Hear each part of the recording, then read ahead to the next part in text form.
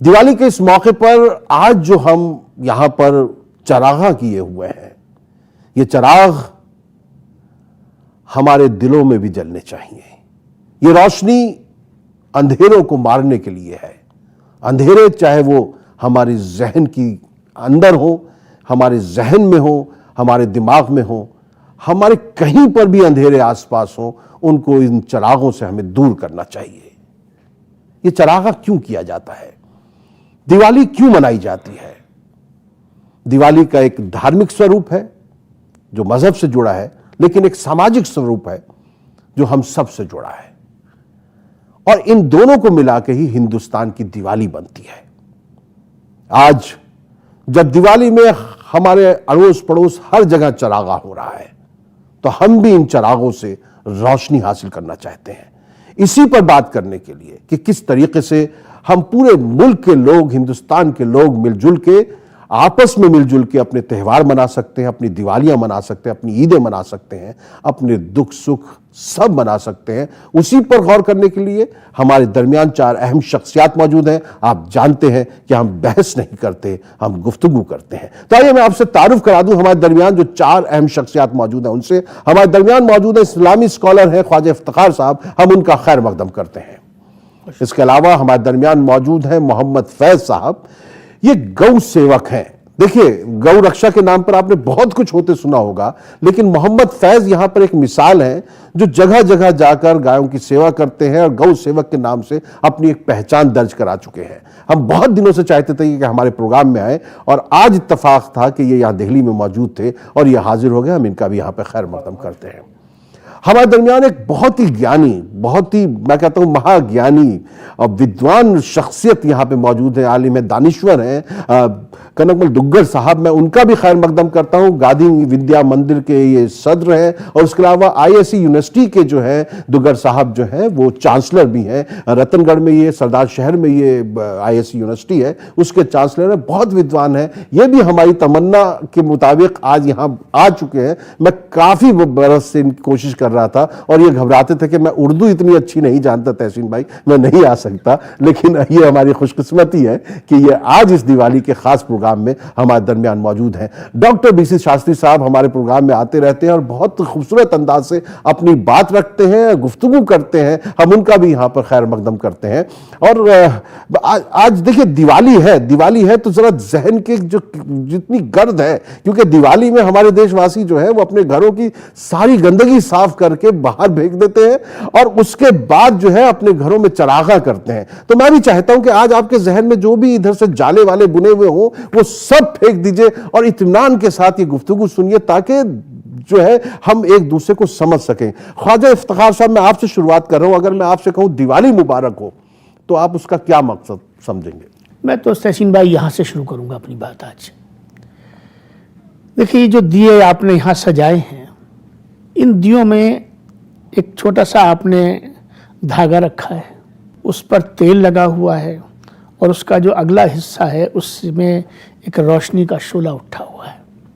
ये रोशनी दिवाली का प्रतीक है। ये रोशनी है क्या? अंग्रेजी में एक लफ्ज इस्तेमाल हम करते हैं, एनलाइटनमेंट, यानी अंधेरे से। अब ये अंधेरा कौन सा अंधेरा? ये सोच का अंधेरा हो सकता है, ये आपके काम करने के तरीके के अंदर अगर कोई आपके अंदर संकुचित तंग यानी विचारधारा है, या कोई आपके अंदर एक ऐसी सोच है जो मसोसी हुई सोच है, जिसमें खुलापन नहीं है, इसको भी मैं अंधेरे में ही शुमार करता हूँ। तो चिराग ये है कि हम अपने दिल को, अपने दिमाग को, अपनी सोच को, अपनी फिक्र को, अपनी जहनियत को, अपनी नफ्सियात को, अपनी शख्सियत को, अपने किरदार को, अपने मामलात को, अपनी कुल जिंदगी के कुल मामलात को, उसके अंदर हम एक चिराग जलाएं। और चिराग क्या है? वो चिराग इंसानियत है। चलिए इसी को बात पे हम आगे बढ़ेंगे। दुग्गर साहब, जो ख्वाजा इफ्तिखार साहब ने जिस प्रकार बताया, जिस तरह सारी बातें हमारे सामने पेश की हैं, तो क्या लगता है कि हमारे मुल्क में दिवाली को और खूबसूरत और रोशनी भरा और चिरागों का मरकज़ कैसे बनाया जा सकता है? इफ्तिखार साहब ने बहुत सुंदर और बड़े मुफीद ढंग से सारी बात बताई है। मैं इसको 3 टुकड़ों में, बहुत 2-3 टुकड़ों में बांट देता हूँ। जी सर। एक, जैसा आपने कहा, इसका सामाजिक पहलू है। सामाजिक पहलू में एक बात और जोड़ते हैं, दिवाली के बाद सब लोग मिलते हैं और वो मोहब्बत एक बार दोबारा रिन्यू होती है। उसके साथ हम दिवाली से पहले एक दूसरे को सौगात भेजते हैं, एक दूसरे को याद करते हैं और एक दूसरे की खुशी में शामिल होते हैं। ये एक सामाजिक पक्ष है। दूसरा पक्ष इसका, वो जो आपने बताया अभी, सफाई का, और ये बहुत सुंदर आपने भी कहा और खान साहब ने भी कहा कि सफाई, बाहर की सफाई तो बहुत लोग कर देते हैं, लेकिन जब तक भीतर सफाई नहीं होगी तब तक वो सफाई काम नहीं करेगी। हमारे भीतर की गंदगी फिर बाहर फैल जाएगी, और बाहर भीतर की जब फैलती है तो बहुत व्यापक होकर फैलती है। तीसरा एक इसका स्वास्थ्य का एस्पेक्ट, हेल्थ एस्पेक्ट है। वो ये है कि ये जो मौसम होता है आयुर्वेद के दृष्टिकोण से, गर्मियों में हमारे शरीर की ताकत गर्मी से लड़ने के लिए काफ़ी कुछ खर्च हो जाती है, तो हमारे शरीर के निर्माण और उसके रख रखाव के लिए थोड़ी सी एनर्जी बचती है। फिर उसके बाद शरीर की हमारी एक मालिक की ऐसी तासीर है कि खून की तासीर गर्म होती है, वो ठंडी हो जाती है गर्मियों में, ताकि बाहर की गर्मी को अच्छी तरह से झेल सके। सर्दियों में इसका उल्टा होता है, खून की तासीर गर्म हो जाती है, लेकिन वो बात यही होती है कि हमारे भीतर की ताकत गर्मी को, सर्दी को झेलने में इतनी खर्च हो जाती है कि हमारे पास हमारे बॉडी को रिकूप करने में, हमारे सेल्स को रिवाइव करने में थोड़ा सा हिस्सा बचता है। ये मौसम जो होता है दिवाली का, या उसके बाद एक दूसरा होता है जो मार्च का महीना, होली के आसपास, ये दोनों महीनों में न ठंड होती है न गर्मी होती है, खून की तासीर बदलती भी होती है। बदलती हुई तासीर में जब खून अपने सहज स्वरूप में होता है, उस वक्त उसमें जो भी कुछ डाला जाए, खुराक डालो, दवाई डालो, उसका बहुत ज़्यादा असर होता है। ये आयुर्वेद का खास है, यूनानी में भी ये मानते हैं। इस वक्त ये बहुत फायदा करता है, इससे सेहत का भी बड़ा भला बहुत बड़ा फायदा होता है। हाँ। और एक बात मैं और कहूँगा, यहाँ हम दिवाली में पूजन करते हैं, हम लोग हिंदू सब लक्ष्मी जी का आह्वान करते हैं। लक्ष्मी तो देवी हैं, भगवान विष्णु की पत्नी हैं, और जब किसी इष्ट को, किसी देवी को आह्वान करते हैं तो उसको हम चांदी के सिक्कों के रूप में आह्वान करके उनका पूजन करते हैं।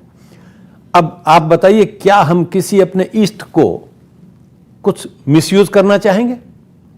तो हम अपनी लक्ष्मी को, हम अपने धन को अगर हम मिसयूज करते हैं अपने ऐशो आराम में, अपने नशे में, अपनी शौक शराफत में, तो वो इस दिवाली का सही मतलब नहीं, बिल्कुल विपरीत हो जाए, सही विपरीत। बहुत अच्छी बात कही आपने। तो ये खास बात है कि हमें दिवाली पर यह तय करना चाहिए कि हम जो लक्ष्मी जी का पूजन कर रहे हैं उसको देवी की तरह रखें, उसको नौकरानी की तरह नहीं रखें। बहुत अच्छी बात की है शास्त्री साहब। जैसे दुग्गड़ साहब ने बहुत अच्छी प्रकार से सारी चीज़ें समझाई हैं, लेकिन जो इसका एक धार्मिक पहलू है, जो हमारे मुस्लिम भाई हैं, अगर उनको हम समझाना चाहें कि ये, हम इतना जानते हैं कि राम जी जो थे वो 14 वर्ष के वनवास के बाद जब लौटे हैं तो पूरी अयोध्या नगरी जो है उनके स्वागत में जो चिरागों से बनाई गई थी, क्योंकि अमावस की रात थी, तो उस समय उनको दिखाने के लिए कि भाई ये इस प्रकार से आएंगे।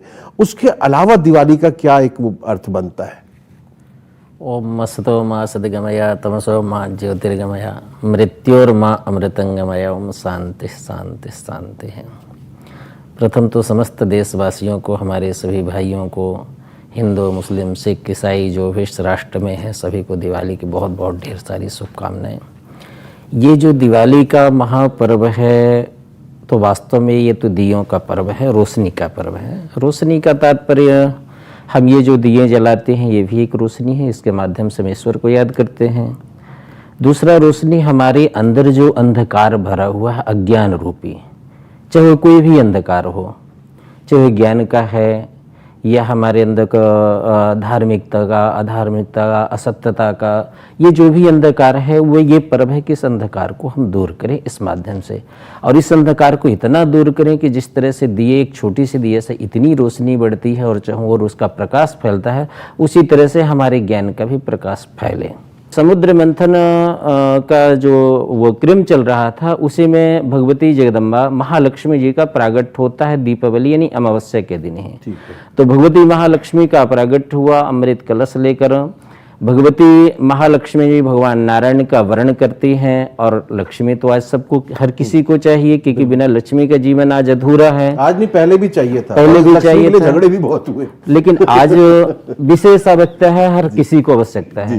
तो भगवान नारायण को उन्होंने वर्ण किया था, तो भगवान नारायण के साथ में भगवती महालक्ष्मी की हम आराधना करते हैं। प्रायः देखा जाता है सामान्य तौर पर लक्ष्मी गणेश जी की पूजा, तो इसलिए दिवाली का विशेष पर्व मनाया जाता है। धार्मिक जो वो है, ये सिलसिले उसके साथ होते इसके हैं। धार्मिक मेरे ख्याल से ये हमारे साथ यहाँ पे जो लोग हैं उनको भी ये बातें नहीं पता होंगी। देखिए, किसी भी धर्म के साथ जब आप जुड़ते हैं और उनके साथ आपको पता होना चाहिए कि जैसे हमने पिछले दिनों भी बात की थी कि हमको मालूम होना चाहिए कि कौन क्या कह रहा है। अगर आपस में हमारे बातचीत नहीं होगी, मुकालमे नहीं होंगे, तो हमें पता ही नहीं चलेगा कि दूसरा क्या कह रहा है। उनके बारे में भी हमें मालूम होना चाहिए, उनको हमारे बारे में भी पता होना चाहिए। फैज साहब, आप तो मतलब गौ सेवक हैं, और यहाँ पे गौ रक्षा के नाम पे हमने लोगों को मारते हुए भी देखा है, तो आपको क्या कुछ तकलीफ नहीं होती, या कुछ आप किस प्रकार से इन सारी चीज़ों को देखते हैं इस मुल्क में जहाँ पे आपसी मेल मिलाप की का एक इतिहास रहा है बहुत अच्छा, और आप जैसे बहुत लोग हैं, जो सिर्फ मोहम्मद फैज़ नहीं है, ऐसे कई मोहम्मद फैज़ हैं हिंदुस्तान भर में, जो मध्य प्रदेश में भी हैं, कई जगहों पे यूपी में, हर जगह है, जो गायों की सेवा करते हैं। तो इस दिवाली का क्या एक ऐसा संदेश हो सकता है कि जिसमें हम आपसी द्वेष किस प्रकार से मिटा सकें और जो गलतफहमियां दूर हो सके? देखिए, सबसे पहले न्यूज़ 18 उर्दू के ज़रिए से मैं तमाम आलम के लोगों को दीपों के इस त्यौहार दीपावली की बहुत बहुत मुबारकबाद देता हूं। और तहसीन भाई, सबसे पहले आपका मैं शुक्रिया अदा करता हूं, क्योंकि न्यूज़ चैनल्स में मैंने देखा है एक प्रोग्राम फ्रेम करके मुर्गा लड़ाई करवाते हैं, जिससे कि इस देश में नफरत फैलती है, और आपने वो मुर्गा लड़ाई का कंसेप्ट नहीं अपनाया। आपने एक हेल्दी डिस्कशन, गुफ्तगू का जो पैटर्न होता है वो आपने अपनाया। मैं दिल से बहुत खुश हूं आपके इस प्रोग्राम में आकर। पूरे मुल्क में गाय को लेकर एक जन जागृति लाने के लिए मैं चल रहा हूं, और कसम खुदा की कह रहा हूं, जय श्री राम कहने वालों ने इस 28 महीने में हर जगह मुझे गले से लगाया है। किसी ने मुझे नफरत से नहीं देखा। जय श्री कृष्णा कहने वाले, जय जिनेंद्र कहने वाले, जय गौ माता कहने वाले, बिना किसी सुरक्षा के चल रहा हूं पूरे देश में, कोई पुलिस प्रोटेक्शन नहीं है। पीछे अहिंसा रथ चलता है, उसमें मेरा नाम लिखा हुआ है मोहम्मद फैज़ खान। मेरे पर्चे बढ़ते हैं, उसमें मेरा नाम लिखा हुआ है मोहम्मद फैज़ खान। हर जगह मेरा इस्तकबाल किया गया, मुझे गले से लगाया गया। ये इतना प्यारा मुल्क है, ये राम को मानने वालों का मुल्क है।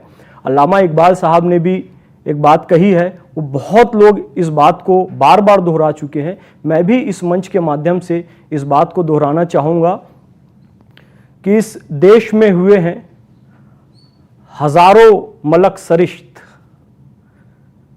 मशहूर जिनके दम से है दुनिया में नाम हिंद, है राम के वजूद पे हिंदोस्तां को नाज, अहले नज़र समझते हैं इनको इमाम हिंद। जो लोग राम के नाम पर या गाय के नाम पर नफरत फैलाते हैं, दरअसल वो राम के या गाय के लोग नहीं हैं। जो राम का होगा, जो गाय का होगा, जो कृष्ण का होगा, वो सदा बांटेगा नहीं, तोड़ेगा नहीं, बल्कि टूटे हुए दिलों को जोड़ेगा। तो जो नफरत की राजनीति करते हैं, इसके पीछे मैं माफ़ी चाहूँगा। बहुत सारे ऐसे राजनीतिक दल हैं और राजनीतिक दलों के लोग हैं और कुछ मीडिया ग्रुप्स भी हैं जिनकी आपस में मेल होता है, अंदर से वो मिले होते हैं और इस देश में गाय और राम के नाम पर नफरत फैलाते हैं। ऐसे लोगों को हम मुंह तोड़ जवाब देने के लिए निकले हैं। तो जो लोग भी नफरत फैला रहे हैं, मैं उन्हें राम का या अल्लाह का कदापि भी नहीं मानता। और मैं यही कहता हूं, जब राम राज इस दुनिया में आएगा वास्तविक रूप से, तो कहा गया है कि जब राम जी गद्दी में बैठ रहे थे तो रामचरितमानस में कहा गया कि राम राज काहू नहीं व्यापा, दैहिक दैविक भौतिक तापा, सब नर करही परस्पर प्रीति, चलही स्वधर्म निरत श्रुति नीति। जब राम राज होगा तो किसी को कोई तकलीफ नहीं होगी, कोई बाढ़ नहीं आएगा, भूकंप नहीं आएगा, बीमारियां नहीं होगी। और इस दीपावली में तमाम आलम के लिए न्यूज़ 18 उर्दू के मंच पर बैठकर मैं यही दुआ करता हूं कि दुनिया से हर तरीके की बुराई खत्म हो जाए। आपने जैसा कहा, हर तरह का जाला जो हमारे घर और जहन में है वो खत्म हो जाए। यही हम यहाँ पर दुआ करने के लिए बैठे हैं। बहुत अच्छी दुआ है। नाज़रीन, यहाँ एक मुख्तसर वक्फा ले लेते हैं। बहुत अच्छी बात मोहम्मद फैज़ खान साहब ने कही रही और हमारे दरमियान जो बातचीत हो रही है उसमें भी यही बात निकल के आ रही है कि जो भारत है ये जिस राम राज की बात कर रहे हैं वो हमारे दिलों में हमेशा से रहा है, क्योंकि राम सबको अजीज़ हैं। कोई भी हिंदुस्तानी होगा वो राम से नफरत नहीं कर सकता, क्योंकि राम तो हमारे इमाम हैं, इमाम हिंद अल्लामा इकबाल ने उनको कहा है। दो शेर मेरे भी हैं कि किस कदर ऊंचे मेरे दाम हुआ करते थे, कृष्ण मेरे थे मेरे राम हुआ करते थे, मेरे भारत में फ़कीरों की सदाकत चलती थी, सूफी संतों से यहाँ काम हुआ करते हैं। लौट का आते हैं इस मुख्तसर वक्फे के बाद। और दिमाग के लिए सबसे अच्छा टॉनिक, दौर की सबसे बड़ी खबर, कोरोना से सबसे बड़ी जंग, 1200 रिपोर्टर, 20 चैनल और 15 भाषाएं। हम बाहर निकलते हैं ताकि आप घर पर रह सकें। 55 करोड़ दर्शकों के भरोसे का शुक्रिया। नेटवर्क 18 ग्रुप, भारत का सबसे बड़ा मीडिया नेटवर्क।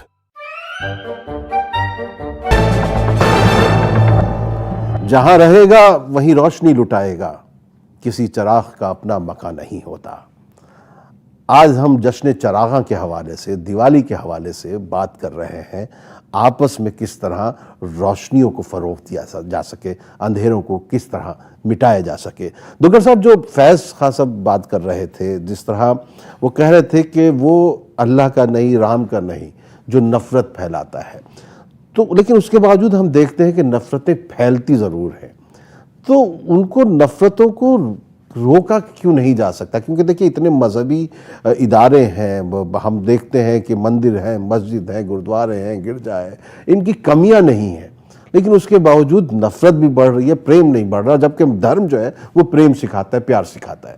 तहसीन भाई, बहुत सारे हमारे धर्म गुरु खुद भी कुछ इस बात को मानने वाले नहीं हैं। वो धर्म इस बात में नहीं समझते। मैं एक बात थोड़ा सा विषय से भेद करके कहूँगा। मेरे गुरुदेव कहते थे कि किसी ने अगर अपने धर्म में 4 दूसरे धर्म के आदमियों को जोड़ लिया तो क्या मिल गया उसको? इसमें क्या फायदा हो गया? अगर वो अपना धर्म मान रहा है लेकिन अच्छी तरह से मान रहा है तो अपने आप में बहुत बड़ी चीज़ है, बहुत बढ़िया चीज़ है। तो हम एक दूसरे को जोड़ने में दूसरे को तोड़ने का बात हो जाती है। जब ये बात छोड़ देंगे कि हमारे साथ हमारी बात ही सब माने, क्यों माने सब? आदमी के जो सहज मांग होती है उसमें एक स्वतंत्रता की मांग होती है। तो स्वतंत्रता की मांग सब में हम अपनी बात माने, अपना मज़हब माने, तो हम क्यों दूसरे का मज़हब तोड़ने की बात करते हैं? ये सबसे पहले हमारे धर्म गुरुओं को सीखना पड़ेगा और बच्चों को शुरू से पढ़ाया जाएगा ये कि बच्चों अगर तुम मुसलमान हो तो कोई दिक्कत नहीं है। एक छोटा सा शेर है अकबर इलाहाबादी का, हम कुल किताबें काबिल ज़ब्ती समझते हैं जिनको पढ़ के बेटे बाप को खपती समझते हैं। और हमारे सब के आका तो वही थे, हम सब के पूर्वज वही थे, आम ही थे। रामकृष्ण की संतान है, चाहे मुसलमान हो चाहे ईसाई हो, कोई फर्क नहीं पड़ता, क्योंकि हम उसी देश के रहने वाले हैं। अभी फैज साहब ने जो कहा, उसने कहा सब माने स्वधर्म। स्वधर्म का मतलब ये नहीं कि अपना धर्म जो मैं मानता हूं उसका धर्म हो गया आपका। आप इस्लाम मानते हैं तो बहुत अच्छी बात है, आपका स्वधर्म इस्लाम है, खान साहब का इस्लाम है, मेरा हिंदू है, इनका हिंदू है, कोई दिक्कत नहीं है। स्वधर्म माने तो राम के राज्य में ये नहीं होता था कि आपको तोड़ के मैं लाऊं, नहीं तहसीन भाई आपसे मेरी दोस्ती है तो आपको हिंदू बनाऊंगा, बिल्कुल नहीं। आप स्वधर्म माने, मैं इज्जत करूं आपके। खुदा, राम, गॉड, ये तो सारे नाम उसी ताकत के हैं। अगर हम इस बात के लिए लड़ेंगे, हम कह देंगे हम माँ कहते हैं तो उसको अच्छी बात है, और मदर कहते हैं तो माँ नहीं हो जाती, ये थोड़ी बात है। ख्वाजा साहब, जो दुगर साहब बात कह रहे हैं, ये जो कमियां हैं धर्म गुरुओं की हैं या हम लोग भी वही बातें लेते हैं? क्योंकि हमारी सोच भी ऐसी है कि हम लोगों को, देखिए जो मैं ये प्रोग्राम कर रहा हूँ, ये जिस पे बातचीत चल रही है, हो सकता है इसे बहुत कम लोग देखें, लेकिन हम लोग बहुत कहते हैं कि ये प्रोग्राम पे चीख पुकार होती है, लेकिन हम रिमोट से चैनल चेंज नहीं करते। लोग देख रहे हैं, और तो क्या हमारे अंदर समाज में भी बहुत सी कमियां हैं? कभी भी हमें आपको अपने अंदर ये नहीं समझना चाहिए कि इंसानियत की जो अक्सरियत है वो नफ़रत की थ्योरी में बिलीव नहीं करती। ये बड़ी सच्चाई है। लेकिन अलमिया ये है कि ये जो बड़ी मेजॉरिटी है ये साइलेंट मेजॉरिटी है, और इसको जो पोजीशंस लेनी चाहिए जब नफ़रत का बाज़ार गर्म होता है तो ये वो पोजीशंस लेने में कमज़ोर रह जाती है। एक बात जो बात आपने की है मजहबी तबके की, धर्म गुरुओं की, उसमें उलमा भी शामिल होंगे, उसमें पादरी भी शामिल होंगे, उसमें मॉन्क्स भी शामिल होंगे, सभी मज़ाहिब के तमाम ही मजहबी लोग इसमें शामिल होंगे। यहाँ भी मैं ये कहना चाहता हूँ कि मैं थोड़ा सा इंटरफेथ से जुड़ा रहा हूँ और दुनिया भर के सफ़र मैंने इस हवाले से किए हैं। आप किसी भी धर्म गुरु को, यानी अभी दो यहाँ धर्म गुरु बैठे हुए हैं, एक विद्वान भी है, धर्म गुरु भी हैं, और दूसरे खास तौर से धर्म गुरु बैठे हुए हैं, और एक तीसरा शख्स यहाँ बैठा हुआ है जिसका ताल्लुक इस्लाम से है। लेकिन उसके बावजूद मैं समझता हूँ कि जो स्वधर्म की आपने अभी व्याख्या की, ये उसकी जिंदा मिसाल यहाँ बैठे हुए हैं। बिल्कुल है। तो मैं इस मिसाल को भी सलाम पेश करना चाहता हूँ। ये असल में हिंदुस्तान है। अब दिक्कत कहाँ तहसीन भाई आ रही है? दिक्कत यहाँ आ रही है कि हम लोग मस्जिद में, मंदिर में, गुरुद्वारे में, चर्च में, सिनागोग में वगैरह वगैरह, इन जगहों पर हम एक मखसूस किस्म की इबादत कर रहे हैं, एक ख़ास किस्म की पूजा कर रहे हैं, एक ख़ास किस्म के रिचुअल्स से हमने अपने आप को बांध लिया है। और बांधने को जब मैं कहता हूँ तो मतलब ये कि आपने इतना छोटा सर्कल कर दिया धर्म का, नहीं जो कायनात को में सबको लेकर चलता है। और जैसे अभी आपने कहा कि हर सारी इंसानियत, सारे धर्म गुरु तमाम दुनिया में आज तक ये ना बता सके, लाखों साल की संस्कृति है और हज़ारों साल का इंसान है, हम ये नहीं बता सके कि तहसीन भाई आपका खुदा और शास्त्री जी का खुदा, खुदा तो भाई एक है। अगर ब्रह्मांड एक है, कायनात एक है, और कायनात का रचयिता एक है, उसका बनाने वाला एक है, और इंसान एक है, और इंसानियत एक है, सृष्टि एक है जी, तो फिर हम ये क्यों ना बता पाए? जब एक आदमी मंदिर को गिरा रहा होता है और एक मस्जिद को गिरा रहा होता है, तो वो ये समझ रहा होता है कि मैं अपने खुदा को खुश कर रहा हूँ। तो हम तो खुदा नहीं बता पाए, हम तो खुदा नहीं समझा पाए, हम ईश्वर नहीं समझा पाए, हम परमात्मा नहीं समझा पाए। और आज मैं एक ऐसी बात तहसीन भाई कहने की ज़रूरत आपके चैनल से कर रहा हूँ, शायद कोई इतिहास बन जाए। देखिए, राम, इनको हम भगवान राम कहते हैं, मर्यादा पुरुषोत्तम राम भी कहते हैं, इनकी नगरी अयोध्या है। अयोध्या वो जगह जहाँ जंग नहीं हो सकती, जहाँ लड़ाई नहीं हो सकती, जहाँ खून नहीं बहा जा सकता, जहाँ पे नफरत नहीं की जा सकती, जिसको मैं कहूँगा कि अयोध्या भारत की भूमि पर किस चीज़ का हेडक्वार्टर है? अमन का, सलामती का, भाईचारगी का और स्वधर्म की व्याख्या है अपने आप में जिंदा जो है। हमारी दिक्कत यहाँ फंस रही है कि हम कहीं ना कहीं जो कह रहे हैं, जो बता रहे हैं, जो समझा रहे हैं, उसको उस पर हम अमल नहीं कर रहे। तो आखिरी बात जो कहना चाहता हूँ वो ये है, भगवान राम की मैंने बात की। देखिए, राम में 3 शब्द आते हैं, एक रा आता है, एक आ आता है और एक माँ आता है। आक़ा नामदार हुज़ूर अकरम सल्लल्लाहु अलैहि वसल्लम को अल्लाह तबारक व तआला ने 2 नाम अता किए, कुरान ने 2 नाम अता किए, एक अहमद है और दूसरा मोहम्मद है। अहमद में तहसीन भाई, अहमद में अलिफ, अलिफ से क्या बनता है? अल्लाह बनता है। क्या बचा उसके बाद? हम्द बची। हम्द के क्या मानी होते हैं? हम्द के मानी होते हैं वंदना करना। दूसरा नाम जो आपको दिया गया वो दिया गया मोहम्मद। ज़रा मीम निकाल दीजिए तो क्या बचा? हम्द बचा। हम्द किसके साथ मखसूस है? वंदना, आप दोनों से पूछता हूँ, वंदना किसकी है? इंसान की है या ईश्वर की है, परमात्मा की है? आप समझ रहे हैं? तो राम, और राम का मानने वाला कौन है? रा से बना रमना, और आ से बना अल्लाह, और माँ से बना मोहम्मद। अल्लाह और मोहम्मद का रमने वाला। अब अल्लाह कौन है? अब अल्लाह को मुसलमान मत बनाइएगा और मोहम्मद को भी मुसलमान मत बनाइएगा। मैं हमद की बात कर रहा हूँ, वंदना की बात कर रहा हूँ।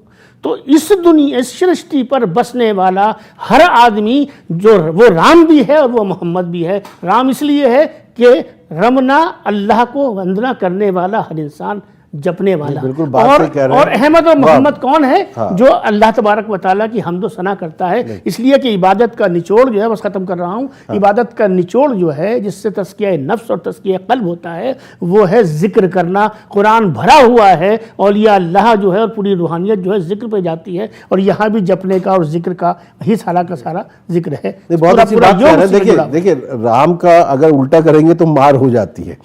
तो आप लोग अगर राम के विमुख चलेंगे, राम विमुख असहाल तुम्हारा, राम को न कुल रोवन आ रहा, जा पे कृपा राम की हुई, ता पे कृपा करे कुल कोई।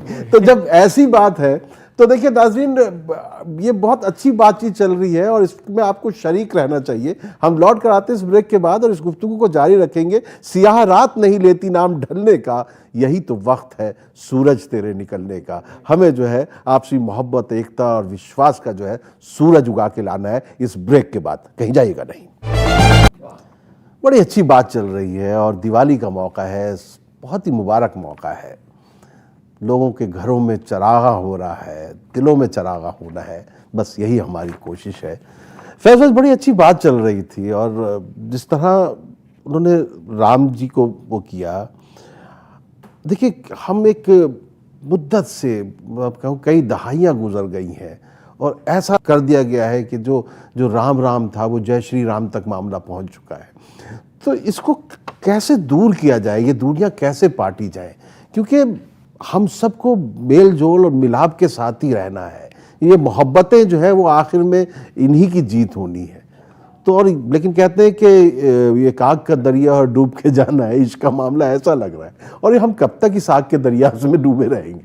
मंदिर में भी ऊंच नीच हो ये तो राम नहीं कहता, और सती बना दो रूप कुंवर को ये घनश्याम नहीं कहता, और हिंदू धर्म से नफरत करना ये इस्लाम नहीं कहता, और मस्जिद की मीनारें तोड़ो ये तो राम नहीं कहता। नेता पंडित और मुल्ला की, जो संकुचित दिमाग के हैं, सबको नहीं कह रहा हूं, नेता पंडित और मुल्ला की यारो ये मक्कारी है। देश के गद्दारों से कह दो धरती जान से प्यारी है। अल्लाह उन लोगों को पसंद नहीं करता जो धरती पर फसाद फैलाते हैं। अल्लाह उन लोगों को पसंद करता है जो धरती पर मोहब्बत फैलाते हैं। ये जो तमाम लोग कारोबार कर रहे हैं नफरत का, एक दिन उनकी हार होना निश्चित है। इस दीपावली का एक महत्व और मैं आपको बताना चाहता हूँ। बौद्ध परंपरा में सबसे अजीम जो वाक्य सेंटेंस माना जाता है, आत्मदीपो भवा, अपने प्रकाश स्वयं बनो। वाह। और आज ही के दिन कहा जाता है कि अशोक ने बौद्ध धर्म को अपनाया था, यानी वो चिराग अपने अंदर जलाया था कि आत्मदीपो भवः का। तो ये जैन परंपरा से जुड़ा हुआ है। आज के दिन 527 ईस्वी को ये माना जाता है कि भगवान महावीर का निर्वाण हुआ था। आज ही के दिन माना जाता है सिख परंपरा में बंदी छोड़ दिवस कहा जाता है दीपावली को, कि जहांगीर की कैद से जो छठवें गुरु हैं हरगोविंद जी, वो वहां से मुक्त हुए। सभी धर्मों में मुक्ति, प्रकाश, दीप की बात बताई गई है।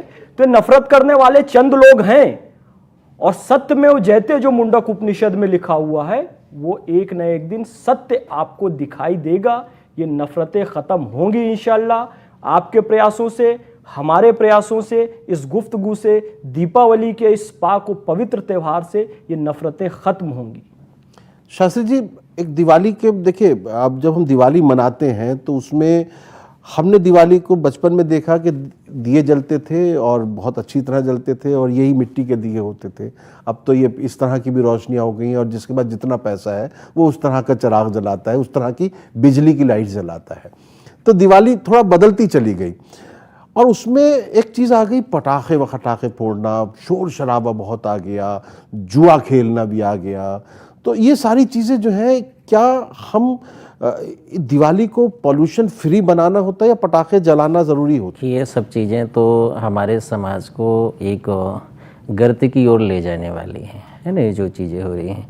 जैसे आपने अभी जो राम रहीम की व्याख्या की, तो हमारे भी शास्त्रों में वही लिखा है, रमन्ते योगिनो यस्य यस्य सह रामा, जिस नाम पे, जिस धर्म पे या जिस ईश्वर पे योगी लोग यानी ज्ञानी लोग रमण करते हों, आचरण करते हों, उससे आनंदित होते हैं, वही राम है, वही रहीम है।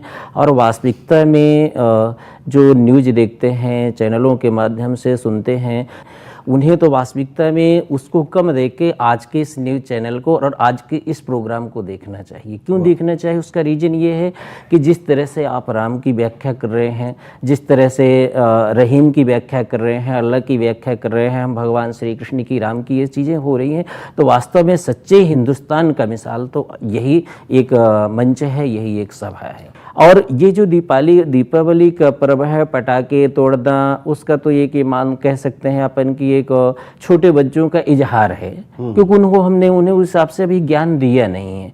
जैसे एक छोटा सा उदाहरण हम कहें कि दीपावली तो एक सबको भाईचारे का पर्व है, सब एक भाईचारे हैं।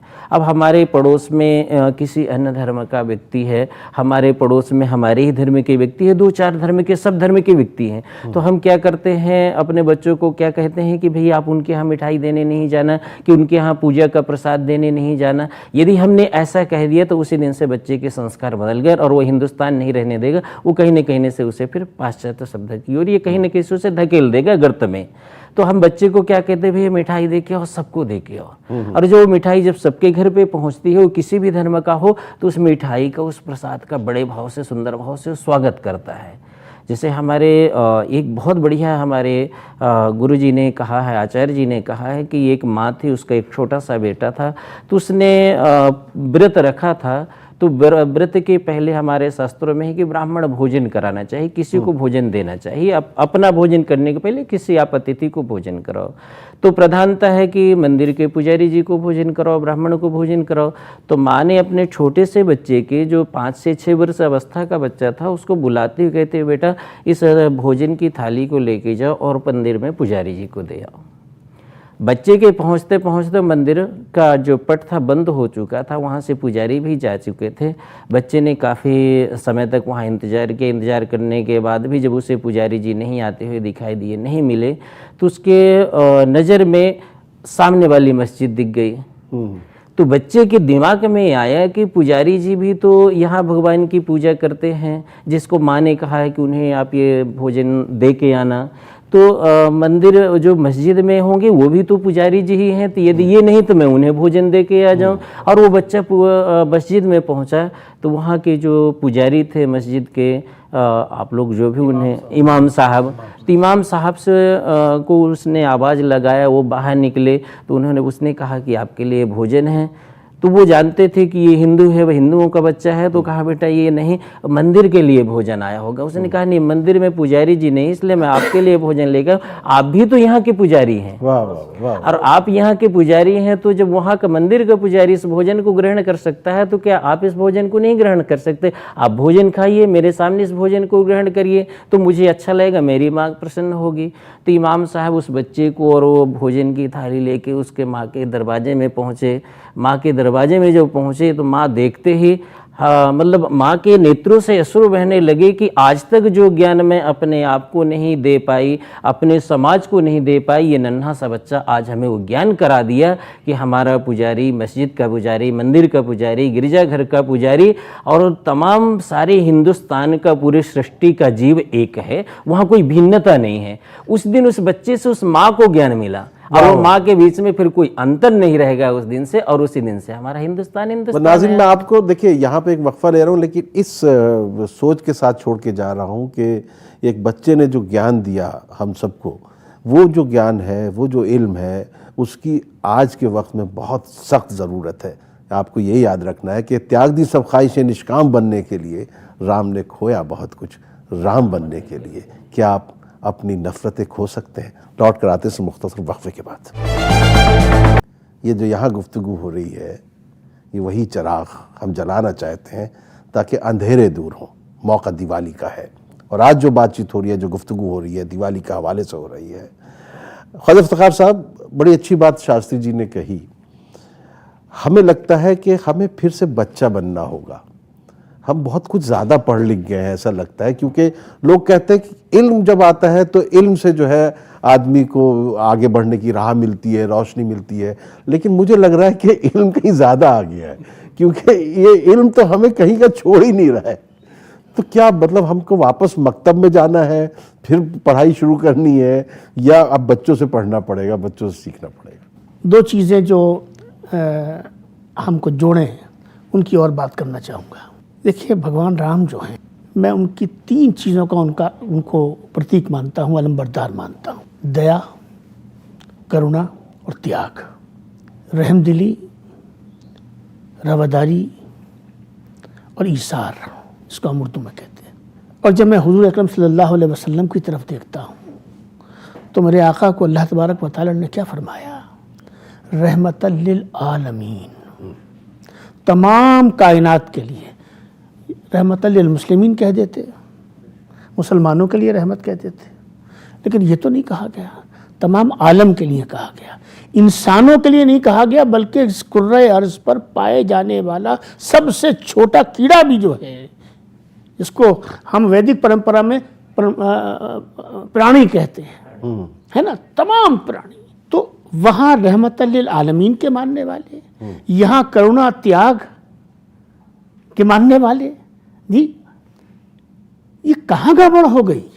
गड़बड़ ये हो गई कि जब मैं इस्लाम की बात करूं तो कुरान कह रहा है ला इकराह फिद्दीन, किसी भी सूरत हाल में जबर की, तशद्दुद की, ज़बरदस्ती की गुंजाइश नहीं है। फिर ये भी कह रहा है कि लकुम दीनुकुम वलिय दीन, तुम्हें स्वधर्म की व्याख्या कर रहा हूँ कि तुम्हें तुम्हारा दीन और तुम्हें तुम्हारा धर्म मुबारक हो। और मेरे आका फरमाते हैं कि खुदा के वास्ते तुम किसी को बुरा मत कहना, क्योंकि तुम पे बुरा दूसरे को कहोगे जो तुम बुनियाद रखोगे इस बात की कि वो लौट के तुम्हें बुरा कहे। क्योंकि हकीकत ये है कि बनाने वाले ने मुल्क नहीं बनाए, बनाने वाले ने तो एक खाली यानी एक यूनिवर्स दिया हमको और उस यूनिवर्स पे सबको बराबर का अधिकार दे दिया। लेकिन जब से ये आपने जिसकी बात की, जब से ये हमने इल्म हासिल कर लिया तो हम नेशन हो गए, हम कम्युनिटी हो गए, हम ट्राइब्स हो गए, ठीक है ना, हम जो है फॉरवर्ड हो गए, बैकवर्ड हो गए, ओबीसी हो गए,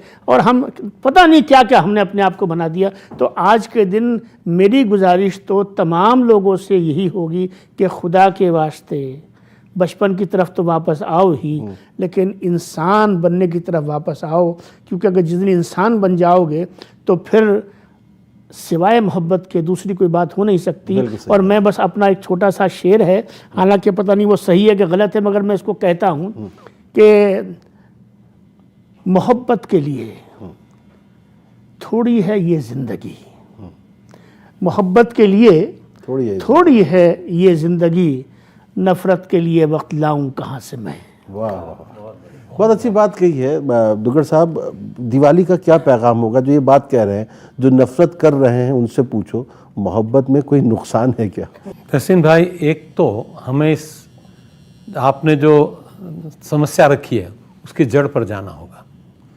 हमने बच्चों को सही तालीम दी नहीं, और ये पीढ़ियों पीढ़ियों से यही तालीम दी जा रही है, और इस तालीम के सीखे हुए ही आज आलिम हो गए, आज गुरु हो गए, प्रोफेसर हो गए, और उनके सीखे हुए फिर प्रोफेसर हो गए। ये पीढ़ियों चल रही है। तो अब इसको नीचे से इसकी रास्ते बदलने पड़ेंगे ताकि बच्चों को सही तालीम मिले। सबसे पहले गुरुओं को हमने सिखाना पड़ेगा कि वो आप लोग ये सीखो।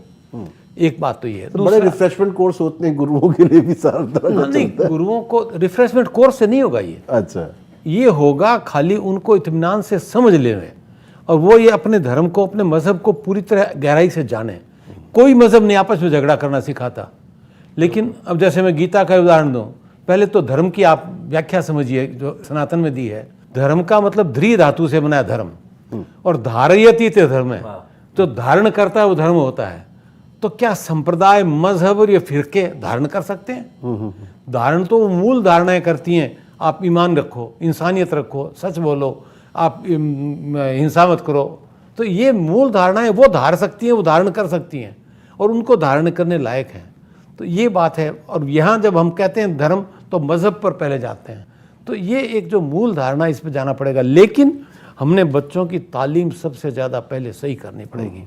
ठीक है। और तालीम नहीं सुधरेगी, बच्चे नहीं सुधरेंगे, और यहाँ से दोबारा नई पीढ़ी शुरू होगी जो आज के आलिमों को कह देगी कि आप कम अक्ल हो, हम ज़्यादा समझदार हैं। नहीं, सही बात कर रहे हैं। इन जाहिदों को चाहिए मस्जिद अलग अलग, हम महकशों को एक ही महखाना चाहिए। वाली बात। शास्त्री जी, दिवाली का क्या संदेश है? देशवासियों के लिए दिवाली का यही हमारी तरफ से संदेश है कि दिवाली बहुत ही अच्छी तरह से मनाएं, भगवान का सुंदर स्मरण करें। हमारे जो हिंदू भाई हैं वो अपने अपने ईश्वर का धन्वंतरी के रूप में, लक्ष्मी के रूप में, नारायण के रूप में उनका स्मरण करें, उनका ध्यान करें, पूजन करें, दिए जलाएं उनके सम्मुख, और अपने जीवन में इसी तरह से प्रकाश बना रहे हमारे जीवन में, ये कामना करें। हमारे जो अन्य धर्म के भाई हैं, मुस्लिम भाई हैं, सिख हैं, ईसाई हैं, वे भी अपने अपने ईश्वर को, अपने अपने अल्लाह को इस पर्व में यदि उसी रूप में मनाते हैं तो निश्चय ही हमारा हिंदुस्तान एक राम राज्य की स्थापना की ओर अग्रसर होगा।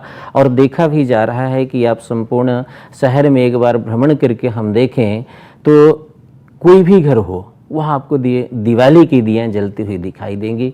ये रोशनी, लाइट, बल्ब, इनकी तो रोशनी हर घर में सजावट दिखाई देती। इसका तात्पर्य है कि वो अपने इस दिवाली पर्व को मना रहे हैं, अपने धर्म को के साथ में इसे भी वो पूर्ण रूप से ले रहे हैं। और जिस दिन हम जितने धर्म गुरु हैं अपने धर्म को समझते हुए दूसरे धर्म को भी श्रेष्ठ बताना प्रारंभ करेंगे, उसी दिन से ये दिवाली का त्यौहार, दिए का त्यौहार इसी तरह से सुंदर चमकता रहेगा। और एक दिन हमारा हिंदुस्तान जो पूरे विश्व का गुरु था वो पूरे विश्व का गुरु पुनः कहलाएगा। मोहम्मद फैज़ खान साहब, आखिर में बस आपसे कि ये दिवाली पर एक गौ सेवक मोहम्मद फैज़ खान क्या संदेश देना चाहेगा पूरे देश के लिए?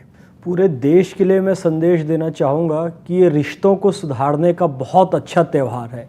केवल सनातनी भाई और हिंदू भाई ही नहीं बल्कि मुस्लिम भाई, ईसाई भाई, बौद्ध भाई और दिगर मज़हब के लोग घुल मिलकर इस त्यौहार को मनाएं, और दिलों में जो कहीं ना कहीं हमारे गलतफहमी पैदा हो गई है उस गलतफहमी को दूर करने का ये बहुत अच्छा त्यौहार है। अपने सनातनी भाइयों को गले से लगाएं, उन्हें दीपावली की मुबारकबाद दें, मिठाइयाँ खिलाएं, उनके घर जाकर मिठाई खाएं और फिर से इस बात को स्थापित कर दें। ये मेरा संदेश इस दीपावली के उत्सव पर कि सुबह मोहब्बत, शाम मोहब्बत, अपना तो बस काम मोहब्बत, और हम तो करते हैं सभी से, अल्लाह हो या राम मोहब्बत, तुम जाओ तीरथ को यारो, अपने चारों धाम मोहब्बत, तुम पीते नफरत का प्याला, अपना तो हर जाम मोहब्बत। और तहसीन भाई, तेरी खातिर ही जिंदा हूँ, तेरी खातिर ही जिंदा हूँ, बारंबार सलाम मोहब्बत, बारंबार सलाम मोहब्बत। बहुत अच्छी बात कही है। देखिए, मोहब्बत ही सब कुछ है। और जो